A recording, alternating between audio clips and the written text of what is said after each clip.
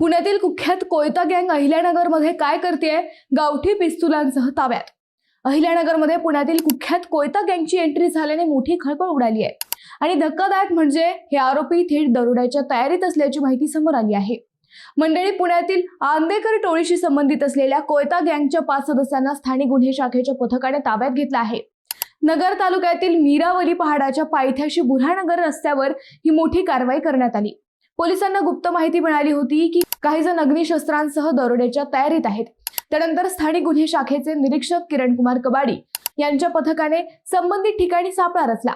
पोलिसांची चाहूल लागताच एक आरोपी दुचाकीवरून पळून गेला. मात्र पोलिसांनी इतर चौघांचा पाठलाग करून पकडलं. त्यानंतर फरार झालेल्या आरोपीलाही नंतर अटक करण्यात आली आहे. या आरोपींकडून 4 गावठी पिस्तुली, 10 जिवंत काडतुसे, कोयता, चाकू आणि मोबाईल असं तब्बल 2,76,000 रुपयांचा मुद्देमाल जप्त करण्यात आला आहे. आता सर्वात मोठा प्रश्न असा निर्माण झाला आहे की पुण्यातील ही कुख्यात गँग अहिल्यानगरमध्ये नेमकं काय करण्यासाठी आली होती? कोणत्या मोठ्या गुन्ह्याचा कट रचला जात होता आणि या टोळीचे आणखी साथीदार जिल्ह्यात सक्रिय आहेत का?